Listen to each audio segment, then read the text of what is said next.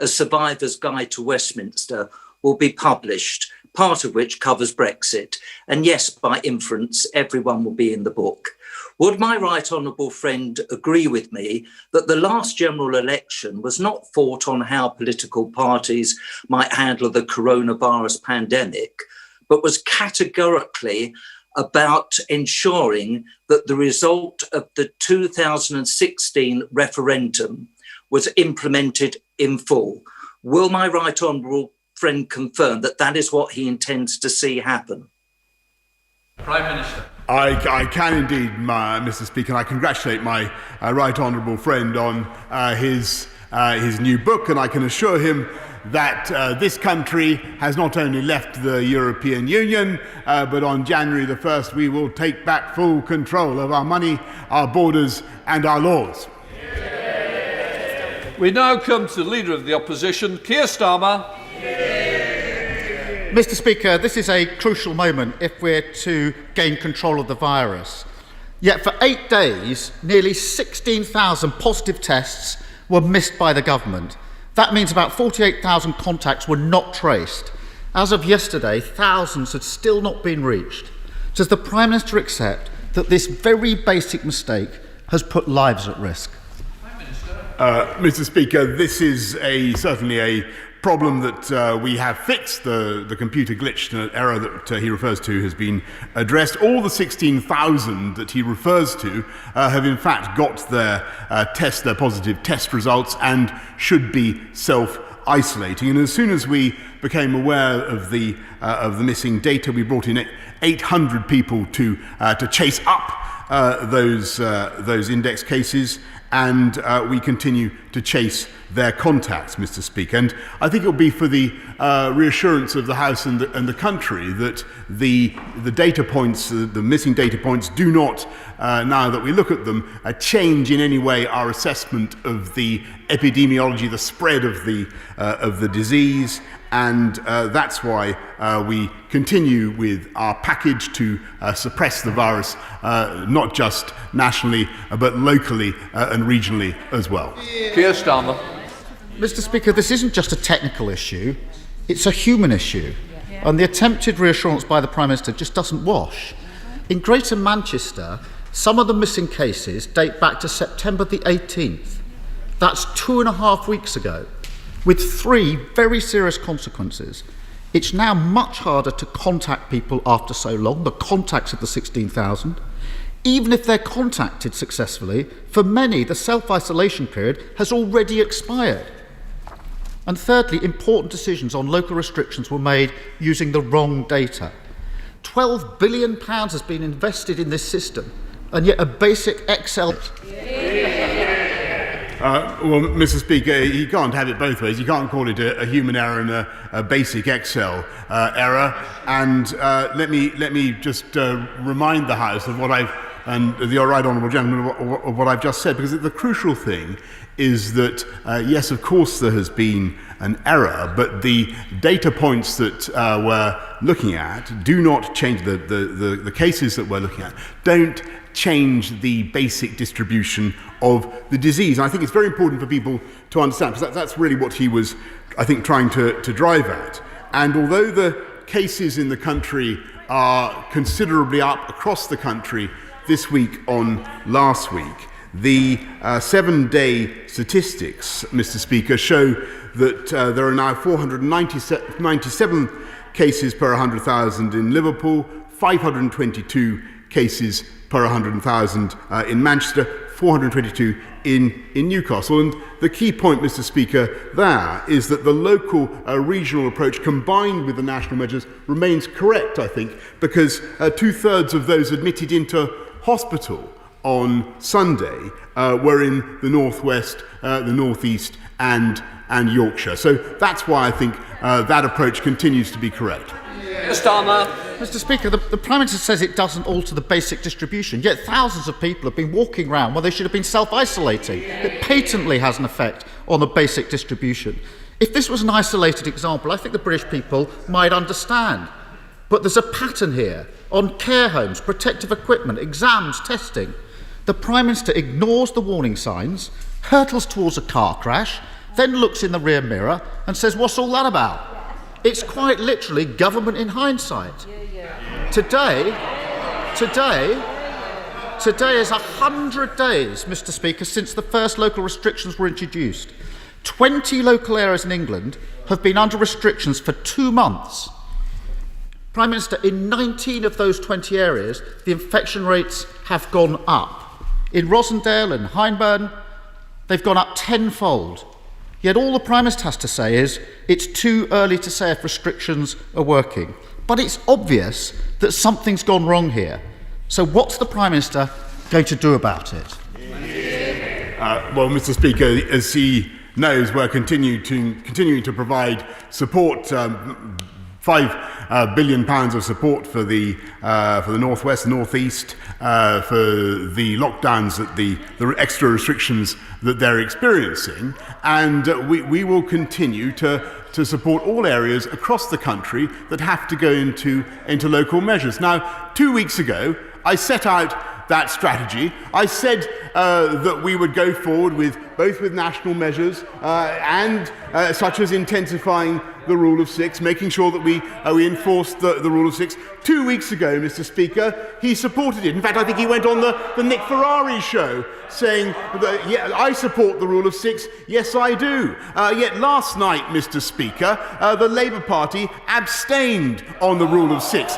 He asks what we're doing to enforce.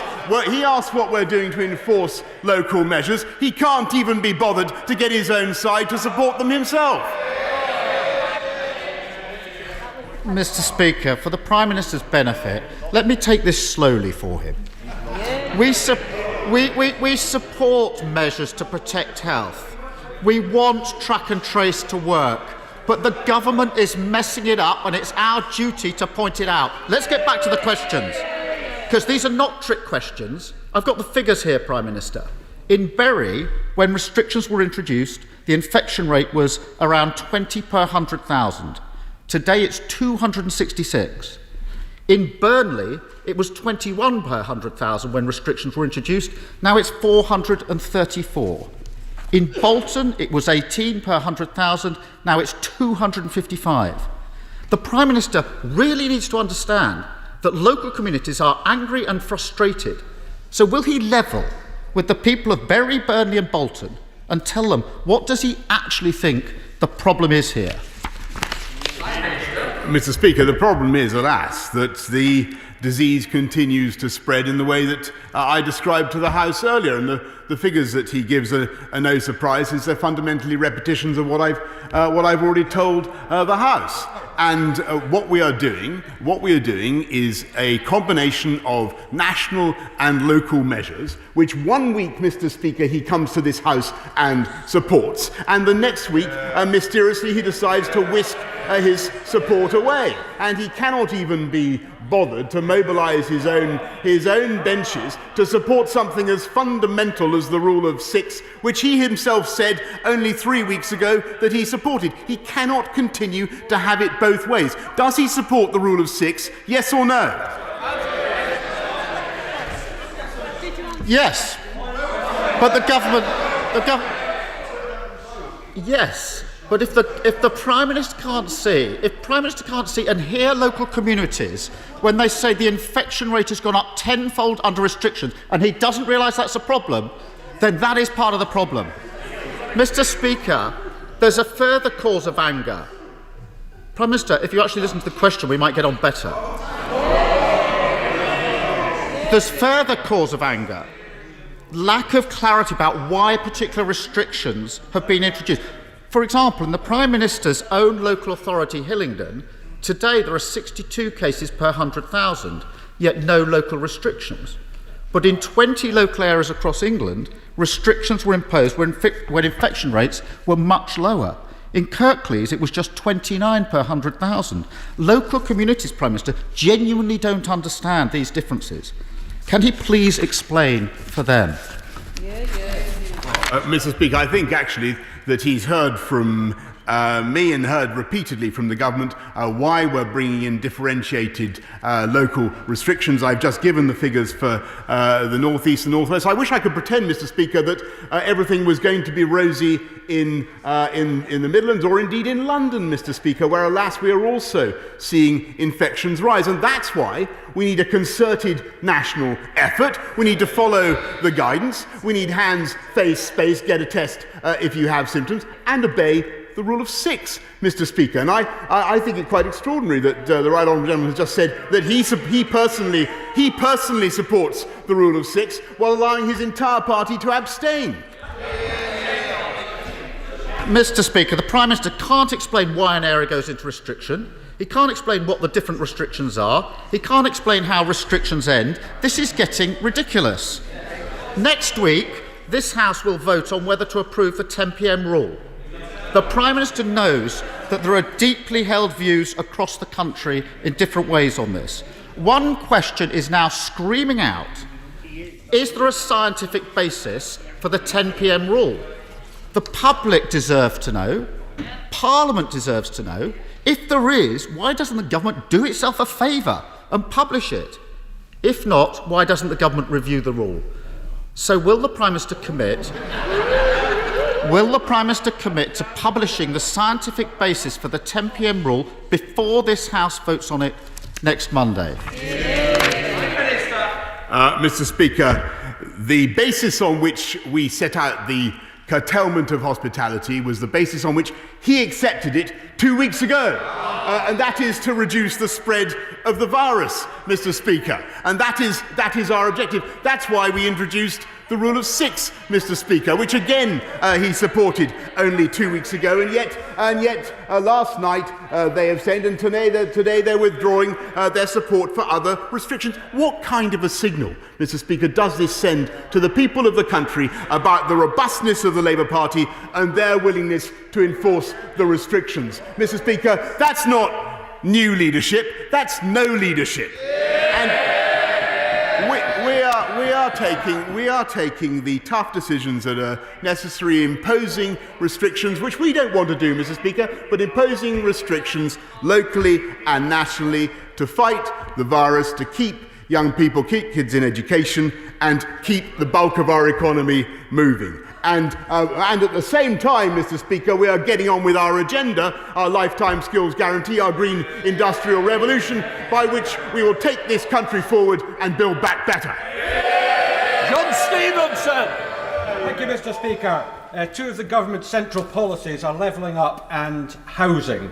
Carlisle and Cumbria needs further infrastructure investment, but it does have the capacity for increased housing development, especially with the Garden Village to the south of Carlisle. The government therefore has the opportunity to help with both its levelling up agenda while reducing the strain on housing in the south of England. To achieve this, the government could move parts of government departments out of London to the provinces, but not Manchester and Leeds. Would the Prime Minister therefore let me know when he proposes to move a government department to Carlisle? Well, Mr. Speaker, I've spent at least one very happy night out in Carlisle, and I know it's a wonderful place, and I will certainly look with interest at the honourable gentleman's suggestion. We do have an ambitious programme to disperse, to unite and level up across our country. We now go up to the leader of the SNP, Ian Blackford. Thank you, Mr. Speaker. This week is Challenge Poverty Week, and I'd like to thank all organisations across Scotland and the United Kingdom helping families through the most difficult of times. Their dedication and commitment should inspire every single one of us in the fight to end poverty. With mass unemployment looming, having the right social security measures in place to help families over the long term is vital. Mr. Speaker, the Chancellor has so far refused to commit to make the £20 universal credit uplift permanent. This means that 16 million people face losing an income equivalent of £1,040 overnight. Will the Prime Minister now commit to making the £20 uplift to universal credit permanent? Mr. Speaker, can I thank the right honourable gentleman, and I welcome his support for for universal credit, which this side of the House introduced. I'm proud that we've been able to uprate it in the way that we have, and we will continue to support people across the country with the biggest cash increase in the national living wage this year. And the result of universal credit so far has been that there are 200,000 fewer people in absolute poverty now than there were in 2020. I know that he wasn't perhaps a keen supporter of universal credit when it was introduced, but I welcome his support today. Returning to Scotland with Ian Blackford. Ian Blackford. Mr. Speaker, one of these days the Prime Minister might even consider to ask the question. It was about making the £20 increase permanent. The Joseph Rowntree Foundation have painted a very clear picture for his government. Strip the £20 universal credit away and 700,000 more people, including 300,000 children, could move into poverty. 500,000 more people could end up in severe poverty, more than 50% below the poverty line. The Resolution Foundation have called the £20 uplift a living standards lifeline for millions of families during the pandemic. Challenge Poverty Week is a moment for all of us to take unified action against poverty. The Prime Minister has an opportunity here and now. Will he do the right thing? Will he answer the question? And will we make the £20 uplift permanent? Mr. Speaker, I don't want in any way to underestimate the importance of what the Honourable Gentleman is saying. It is vital that we tackle poverty in this country, and that's why this government is so proud of what we did with the national living wage. And what I can tell him on universal credit is that we're putting another £1.7 billion into universal credit by 2023-2024. And if that doesn't give him the answer that he wants, then he can ask again next week. But we will continue to support people, families across this country. And we will continue to spend £95 billion a year in this country on working age welfare. But the best thing we can do for families, for people on universal credit, is to get this virus down, get our economy moving again, and get them back into well-paid, high-skilled jobs. And that's what we're going to do. Benj. Thank you, Mr. Speaker. The review announced by the Prime Minister into transport connections across the Union will be hugely welcome in Wales, where the public want a new M4 relief road, a cut in railway journey times in North Wales, and in Clwyd South, an upgrade to the A483 A5. Does the Prime Minister agree that this review demonstrates his government's commitment to building back better in a strong United Kingdom? Yeah. Well, I thank my honourable friend who represents that constituency I once fought for. So he represents it well. I don't think I fought for it very well, Mr. Speaker. And the A483 A5 connection that he mentions, I know well, and I know that Sir Peter will certainly be looking at that scheme and many others in his union connectivity review. Sir Geoffrey Donaldson. Thank you, Mr. Speaker. The Prime Minister is passionate about the Union, as am I. And in welcoming the review of connectivity within the Union, as the Honourable Member has just mentioned, would the Prime Minister agree that whilst it is good to consider connectivity across the Irish Sea, it would be devastating to Northern Ireland to have barriers to trade in the Irish Sea? And in the remaining days of the negotiations with the European Union, can I urge the Prime Minister to hold firm and to commit to protecting Northern Ireland's place within the internal market of the United Kingdom by ensuring full and unfettered access for our businesses and businesses who trade in either direction, and for the consumers who benefit from Northern Ireland being an integral part of the United Kingdom? Well, Mr. Speaker, I think that the Right Honourable Gentleman is entirely right, and I'm sure his words will have been heard loud and clear with our friends on in Brussels. But just in case they haven't, of course, we have the excellent UK internal market bill to prevent such barriers from arising. Christian Wakeford. Thank you, Mr. Speaker. My right honourable friend, the Prime Minister, is right to be talking about levelling up and building back better, but building back fairer. Can my right honourable friend outline what support is available for towns that haven't received any towns or high street funding in recent tranches, such as Radcliffe and Prestwich in my constituency? And will he join me as part of my campaign to support local shops by congratulating the winner of my independent shop competition, The Only Way is Melt by Tracy in Radcliffe? Yes, Mr. Speaker, I can indeed confirm to my honourable friend that in addition to the particular support that he mentions, we're directing another £160 billion of support for business and local authorities and business improvement districts. And I'm more than happy to congratulate The Only Way is Melt by Tracy in Radcliffe. Matt Weston. Thank you, Mr. Speaker. Across the UK, our universities are struggling to contain the coronavirus, with some 5,000 cases reported in recent weeks. Our communities deserve better and more local and immediate access to testing facilities. But in Leamington, I'm told that Deloitte will not deliver on their testing facility until the end of this month, some 4 weeks after 7,000 students will have arrived back in the town of Leamington. My question is simple. Was the government not expecting students to return to university? Well, Mr. Speaker, it's very important that students should return to university in the way that they have, and I want to thank the overwhelming majority of students for the way that they've complied with the guidance, complied with the regulations, and are doing what they can to suppress it. Clearly, there are particular problems in some parts of the country, which we've discussed at length already, and we will be pursuing the measures that we've outlined to bring them down in those areas. And I hope that he will support them. Thank you, Mr. Speaker. In his statement on the 22nd of September, my right honourable friend said that the Chancellor and the Culture Secretary are working urgently on a support package for sports clubs that rely upon paying spectators. He also recognised the similar difficulties facing the conference and exhibition industry. I agree with his analysis, and that sector is really important in Harrogate and Knaresborough. So could he tell the House when that package will be coming forward, and will it include the conference and exhibition industries? Well, Mr. Speaker, I totally agree with my honourable friend about the importance of the conference and exhibition industry. It's, I think, worth about £90 billion to this country. It's of massive importance. It was a very difficult decision to take to pause conferences and exhibitions. We want to get them open as fast as possible. We will, of course, they've had a lot of support, as I've indicated earlier. The £190 billion package is there to help businesses of all kinds. But the best way forward, Mr. Speaker, is to get the kind of testing systems that will enable not just conferences and businesses of that kind, but all types, even theatres, to reopen and get back to normality. That's what we're aiming for. Chris Elmore.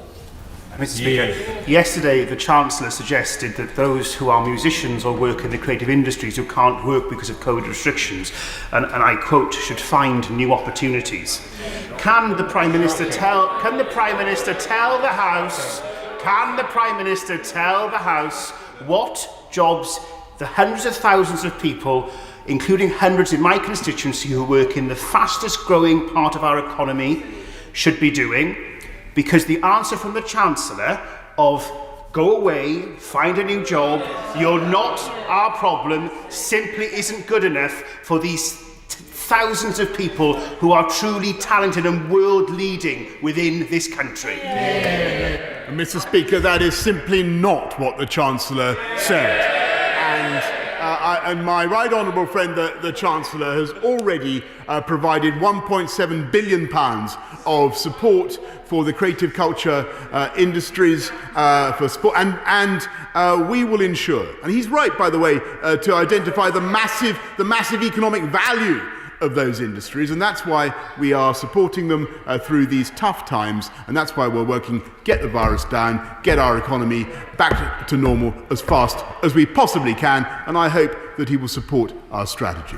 Let's head up to Chesham with Dame Cheryl Gillen. Dame Cheryl. Mr. Speaker, building on that, can I welcome the Prime Minister's excellent Conservative Party conference speech yesterday, which outlined his vision of our government's plans for a green economy which will create hundreds of thousands of jobs. Would my right honourable friend agree with me that the merits of his green economy proposals extend far beyond energy production and also include the preservation of our green spaces. As the UK prepares to host COP26, will the Prime Minister show the international community the way by committing the UK to championing greater protections for our chalk streams and extend his vision to redesignate the Chilterns Area of Outstanding Natural Beauty as a national park, following Julian Glover's recommendation in the Landscape Review? Minister. Well, I thank my right honourable friend. Of course, we are committed to protecting areas such as the Chilterns Area of Outstanding Natural Beauty. I understand that DEFRA are actually considering each of the recommendations in Julian Glover's review and following the correct procedure. But I hope my right honourable friend will also acknowledge, or I hope she knows, that this government is also leading the way globally in protecting biodiversity, in protecting habitat, in protecting species, and that's what we're going to be doing both in the G7 and in the run-up to COP26 in Glasgow next year. Riedel. Thank you, Mr. Speaker. Unemployment has already doubled to 8% in my constituency this year. The end of furlough is leading to thousands more job losses in the next 3 weeks, and the Merseyside local lockdown puts 58,000 jobs in what was a booming hospitality sector in the immediate firing line. So does the Prime Minister agree with me that tighter local lockdown restrictions, like those imposed on Merseyside, should trigger automatic government support for local business and support schemes to prevent this economic carnage worsening? And will he commit today to such a targeted support package for Merseyside as a matter of urgency, please?